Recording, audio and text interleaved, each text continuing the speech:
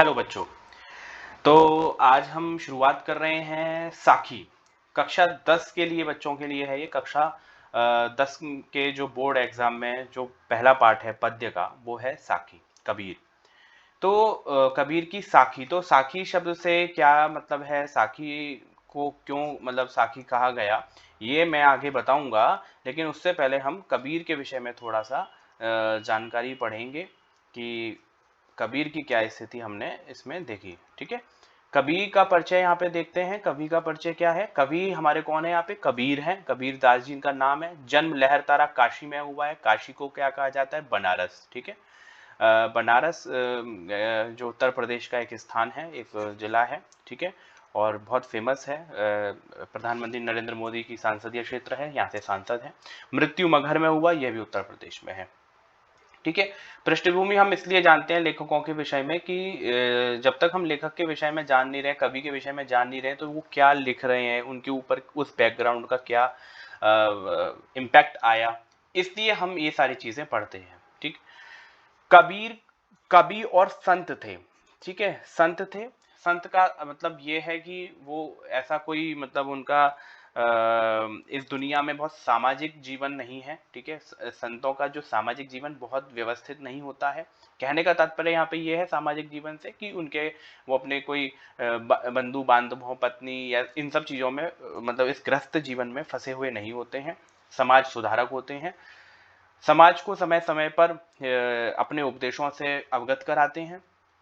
और कवि थे, क्योंकि हम उनकी रचनाओं को पढ़ रहे हैं तो इसलिए इसे कवि मतलब इन्हें कवि की श्रेणी में रखा गया। वे हिंदी साहित्य के भक्तिकालीन युग में परमेश्वर की भक्ति के लिए एक महान प्रवर्तक के रूप में उभरे। ठीक है, सवाल है कि भक्तिकालीन युग क्या है। ठीक, तो मैंने कक्षा में आपको प्रेमचंद जी के बारे में बताते हुए बताया था कि जो हिंदी साहित्य है उसको कई कालों में डिवाइड किया हुआ है, विभाजित किया हुआ है। तो भक्तिकालीन युग, जो भक्तकालीन युग चल रहा था, ऐसा कोई युग नहीं है यहाँ पे। ठीक है, ये हम हिंदी साहित्य का जब बड़े बड़े महान हिंदी विशेषज्ञों ने उसका जब वो किया, उसको क्या बोलना चाहिए, उसको एकत्रित किया, तब उन्होंने पाया कि एक समय में लगातार भक्तिकालीन माने भक्ति से संबंधित काफी सारी रचनाएं लिखी जा रही थी लेखकों के द्वारा, कवियों के द्वारा। तो वो भक्तिकालीन हो गया। अब भक्तिकालीन में ईश्वर की भक्ति हो गई। ठीक है, और ईश्वर की मूर्ति रूप की भक्ति हो गई। ठीक है, ईश्वर को हम साकार मानते हैं, जैसे कुछ लोग स्टैचू को पूजा करते हैं कि ये राम जी की मूर्ति है, ये कृष्ण की मूर्ति है, ये शंकर जी का मूर्ति है, तो वो मूर्ति पूजक होते हैं, वो भक्ति के हिस्से, भक्ति ही के अंदर वो आता है। और कुछ लोग ईश्वर को निराकार मानते हैं। ठीक है, जिसका आकार नहीं है वो मूर्ति पूजक नहीं होते हैं। ठीक है, इसी में इस्लाम धर्म भी आता है और सनातन धर्म में भी ये परंपरा है कि जो वेदांत की जो विधा है, वेदांत जो अंदर है सनातन धर्म का, तो उसमें भी ईश्वर को क्या माना जाता है कि ईश्वर कण कण में व्याप्त है, वो निराकार है। तो जो कवि जो हमारे कबीर दास जी हैं वो निराकार कवि की श्रेणी में आते हैं और वो भक्तिकालीन तो हैं, लेकिन क्या परमेश्वर की भक्ति के लिए एक महान प्रवर्तक के रूप में उभरे, क्योंकि वो ईश्वर को ऐसे मंदिर मस्जिदों में नहीं मानते हैं। वो ईश्वर को मानते कि ईश्वर सब जगह है, सभी जीवों में है, सभी प्राणियों मात्र में है।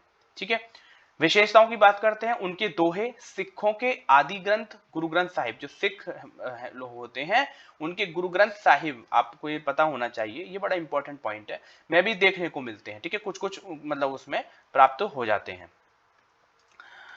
फिर है कि वे हिंदू धर्म व इस्लाम को न मानते हुए धर्म एक सर्वोच्च ईश्वर में विश्वास रखते थे। उन्होंने समाज में यहाँ पे एक्स्ट्रा है, समाज में फैली कुरीतियों, कर्मकांड, अंधविश्वास की निंदा की और सामाजिक बुराइयों की कड़ी आलोचना की। देखिए, इस धर्म के व्यक्ति इस जगह नहीं जा सकते, इस धर्म के व्यक्ति ये काम नहीं कर सकते, इस जाति के लोग ये काम नहीं कर सकते, ये जो बैरियर्स हैं इसका वो खंडन करते थे। आपको पता होना चाहिए कि इसी भारत में समय समय पर ऐसी ऐसी कहानियां सुनने को आती हैं, इतिहास में जब पलटेंगे तब पता चलता है कि ऐसी ऐसी घटनाएं घटी हैं जो बिल्कुल मानवीय स्तर पर नहीं है। तो इस तरह की घटनाएं जो घटती हैं उसी से इन्होंने जब उस तत्कालीन समाज का मतलब उस समय जब ये जब जीवित थे, जब इन्होंने अपने आस पड़ोस जो एक्सपीरियंस किया, अनुभव जो किया, उस आधार पर इन्होंने देखा कि कर्मकांड की दुनिया है। कर्मकांड मतलब पूजा पाठ इत्यादि, और सिर्फ पूजा पाठ इत्यादि नहीं, जो भी धर्म की जो भी रीतियां रिचुअल्स हैं ये सबका खंडन करते हैं।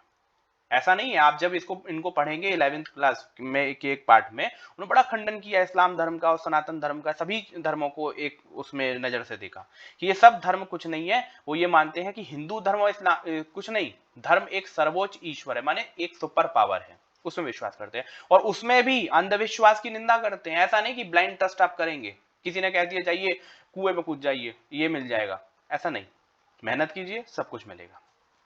सामाजिक बुराइयां होती हैं, जब जब सोसाइटी में इस तरह का अंधविश्वास बढ़ जाता है तो वो सामाजिक बुराई की तरफ चला जाता है और उसकी वो कड़ी आलोचना करते हैं, उसकी बहुत खंडन करते हैं, ये ठीक नहीं हो रहा, ये गलत है। तो इसी के संदर्भ में पाठ में क्या दिया हुआ है, तो पाठ के अंदर क्या दिया हुआ है वो हम बाद में बात करेंगे। पहले साखी शब्द की बात कर लेते हैं, जो सबसे पहले यहाँ पे लिखा गया है ये शब्द कि साखी क्या है। तो साखी शब्द के विषय में बताया कि साखी शब्द साक्षी शब्द का ही तद्भव बदला हुआ रूप है। तद्भव माने होता है बदला हुआ, हम उसे थोड़ा सा कन्वर्ट कर लेते हैं। तो जो साक्षी क्या है, साक्षी माने होता है साक्ष्य, साक्ष्य क्या होता है सबूत। साक्षी शब्द साक्ष्य से बना है जिसका अर्थ होता है प्रत्यक्ष ज्ञान, अर्थात जो ज्ञान सबको स्पष्ट दिखाई दे। ठीक है, मैं ये वीडियो बना रहा हूं तो आपको ये स्लाइड दिख रही है, आपको ये पीडीएफ दिख रहा है, मेरी लाइन दिख रही है, ये सब साक्ष्य दिख रहा है सामने। तो ये प्रत्यक्ष ज्ञान गुरु द्वारा शिष्य को प्रदान किया जाता है। वो ऐसा मानते हैं कि जो ज्ञान है वो रियलिटी में मतलब वो चैनलाइज होना चाहिए, डिलीवर्ड होना चाहिए, ऐसा नहीं लिख दिया है, नहीं। तो उनकी ये जो ज्ञान है वो ज्ञान कहां प्राप्त हो रहे हैं, उनके दोहों में। तो वो दोहे ही साक्षी हैं, उन्हीं को साक्षी कहा गया। साक्षी का बदला हुआ रूप साखी शब्द है। संत सज्जन संप्रदाय में अनुभव, यहाँ पे में आएगा एक मात्रा है, अनुभव ज्ञान व्यवहारिक ज्ञान का ही महत्व है, शास्त्रीय ज्ञान अर्थात वेद पुराण इत्यादि का नहीं है।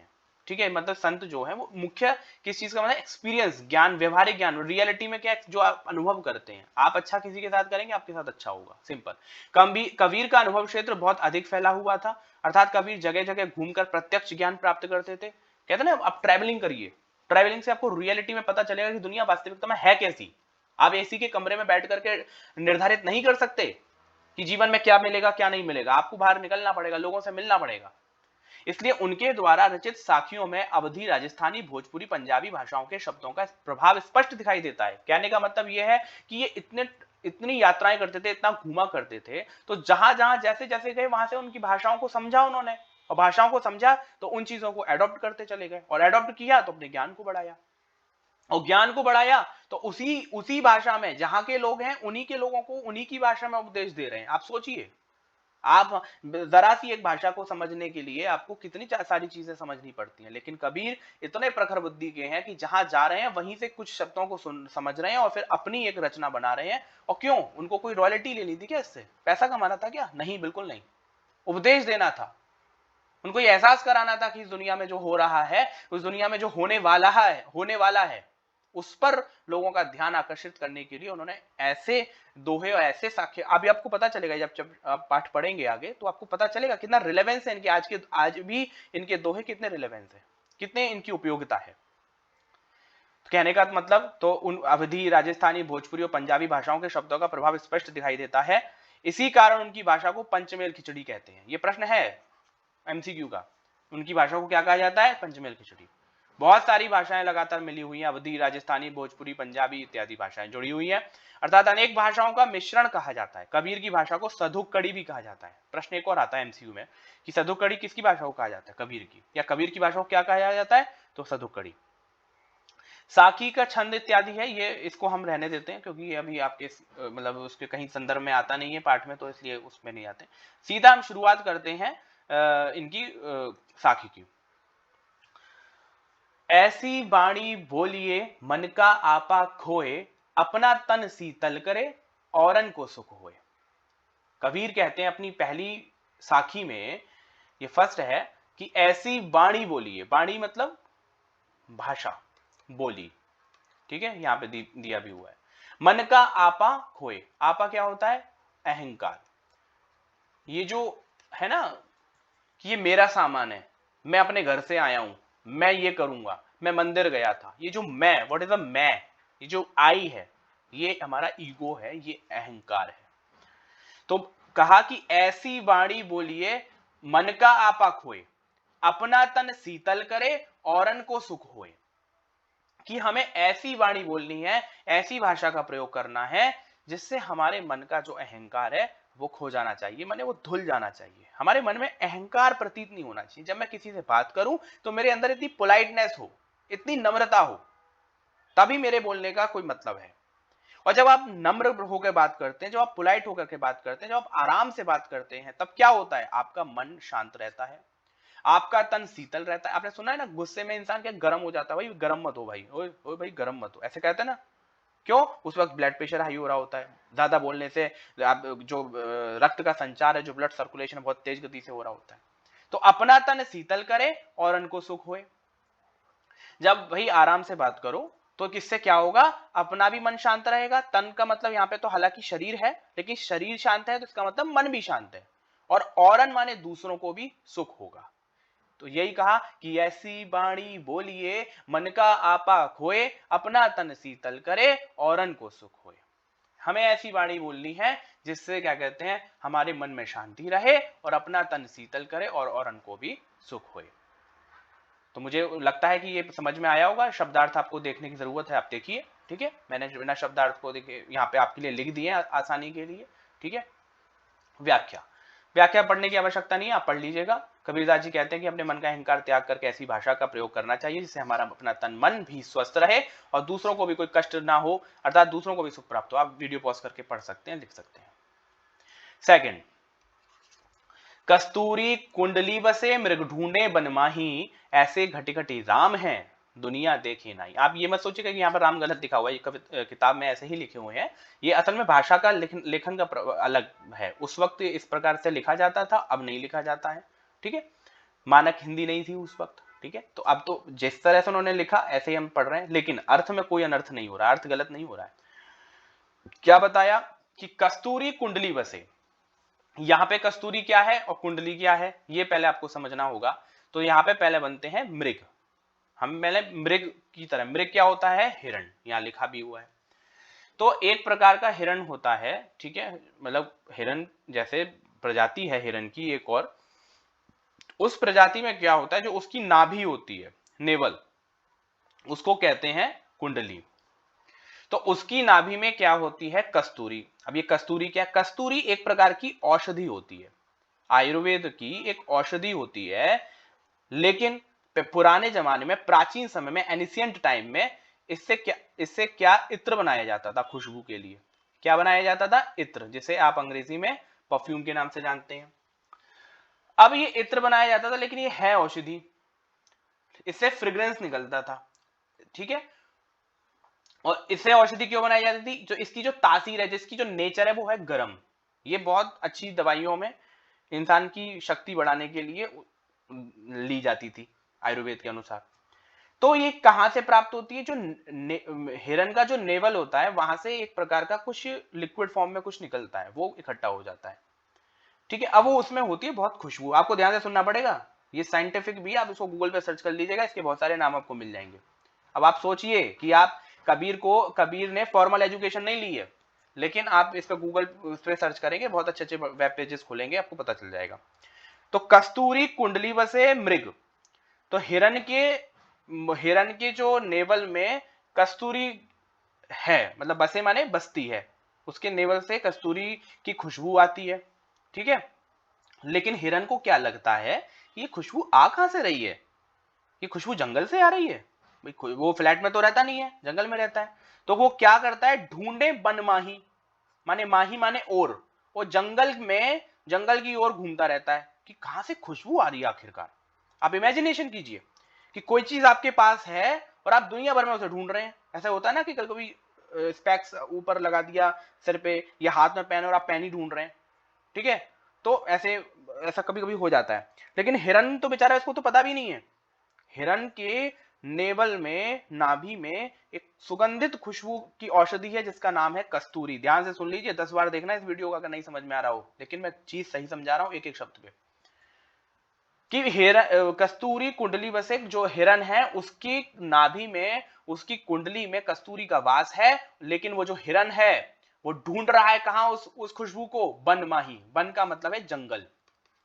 फॉरेस्ट, माही माने और जंगल में वो ढूंढ रहा है। ठीक ऐसे ही अगर आपको उससे ऊपर लाइन समझ में आ गई है तो पूरा दोहा समझ में आ गया इसका मतलब। तो ठीक ऐसे ही जो ईश्वर है वो घटी घटी, घटी घटी माने कण कण में, घटी घटी का मतलब है कण कण में राम है। राम का मतलब ईश्वर है, ठीक है। जो ईश्वर है वो घट घट में वास करता है, ऐसी घटी घटी राम है, माने ईश्वर जो है घट घट में है। राम का मतलब यहाँ पे ईश्वर है, ठीक है। राम का मतलब यहाँ पे अयोध्या नरेश श्री राम नहीं है, राम का मतलब है ईश्वर। जो ईश्वर है, जो परमात्मा है, जो अल्लाह है, जो गॉड है, वो घट घट में व्याप्त है, माने इस पूरे कण कण में व्याप्त है। जैसे मैं कहता हूं क्लास में, आप सब में ईश्वर है, हम में ईश्वर है, ठीक है, इस नेचर में ईश्वर है, हर चीज में ईश्वर है, जीव हत्या मत करो। तो हर जगह ईश्वर का वास है, लेकिन दुनिया क्या कर रही है, उसे कहां ढूंढ रही है? मंदिर मस्जिदों में, चर्चों में। हम हालांकि पूजा करने चाहते हैं, हम हमारी बात कर ही नहीं रहे, हम पहले कबीर की बात सुन रहे हैं। तो वो कह रहे हैं कि घटी घटी राम है, जो ईश्वर है वो कण कण में व्याप्त है, लेकिन दुनिया क्या कर रही है? दुनिया देख ही नहीं रही है। कण कण में, जिसने जर्रे जर्रे में ईश्वर की प्रतीति को जान लिया कि कण कण में ईश्वर वास करता है, उसने उस चीज का एहसास कर लिया, तो दुनिया को कहां क्या जरूरत है, समझ जाएगी दुनिया। लेकिन यहां क्या हो रहा है? इंसान इंसान को मार रहा है। जब दुनिया में लोगों को ये रियलाइजेशन होने लगा है कि अरे भाई, सामने वाले इंसान में भी ईश्वर है, तो हमें क्या करना चाहिए।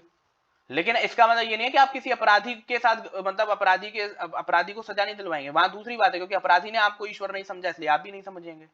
पुलिसमैन भी अपराधी को अपराधी नहीं, ईश्वर नहीं समझेगा, क्योंकि अपराधी ने बेगुनाह लोगों की जान ली है। तो इसलिए ये वाला कॉन्सेप्ट वहां मत लगा लीजिएगा। यहां ये है कि पूरे समाज पर इस चीज का रियलाइजेशन करना चाहिए कि ईश्वर घट घट में है, ईश्वर जो है कड़कड़ में व्याप्त है, और दुनिया कहां देख रही है? उसको दूसरी जगह ढूंढ रही है, जिस तरह से हिरन अपनी कस्तूरी को पूरे जंगल में ढूंढ रहा है। होपफुली आपको ये समझ में आ रहा होगा, ठीक है। मैं आशा यही करता हूं। नहीं समझ में आ रहा बताइएगा जरूर से मेरे को, ठीक है। ये मैं पढ़ नहीं रहा हूं, आप इसे आराम से पढ़ लीजिएगा, पॉज करके आगे बढ़ रहा हूं मैं। तीसरा सॉरी, क्या है तीसरा? कि जब मैं था तब हरि नहीं। बड़ा सुंदर दोहा है, इसको ध्यान से सुनिएगा। जब मैं था तब हरि नहीं, अब हरि है मैं नाही, सब अंधियारा मिट गया, जब दीपक देखा माही। जब मैं था तब हरि नहीं, अब हरि है मैं नहीं, सब अंधियारा मिट गया, जब दीपक देखा माही। ठीक है, मैं गाने का प्रयास नहीं कर रहा हूं, लेकिन हाँ, मेरी आवाज अच्छी नहीं है, लेकिन बता रहा हूं कि किस प्रकार से गाया जा सकता है। या कहा जब मैं का मतलब मैंने आपको पहले ही दोहे में बताया था, अहंकार। यहां पे इसको आई बोलते हैं, जैसे आप अहंकार। तब हरि नहीं, और अब हरि है तो मैं नहीं। क्या होता है कि हमने जब ये डिसाइड कर लिया, हमने किसी को दान दिया, किसी को कुछ, हमने किसी को कुछ किसी की हेल्प कर दी, किसी की सहायता कर दी। मन में क्या है? अरे भाई साहब, मैंने हेल्प की है, अरे भाई हाँ, मन ने हेल्प की है भाई उसकी। तो ये जो मैं है ना, ये घमंड है। मैंने तुझे खाना खिलाया, मैंने तुझे पैसे दिए, ये जो मैं है ये घमंड है। ये कब होता है घमंड, अहंकार कब होता है? मैं बहुत बड़ा सिंगर हूं, मैं बहुत पैसे वाला हूं, मैं बहुत रिच हूं, मैं बहुत अमीर हूं। ये जो मैं है, इस कंपनी को मैंने बनाया है, ये जो मैं है ना, और फिर दूसरे लोगों का अपमान करना साथ में। अरे भाई तुम क्या हो, भागो यहां से, मैंने किया है सब कुछ। तो ये जो मैं है ये अहंकार है। और ये कब होता है? ये तब होता है जब इंसान अज्ञानी होता है।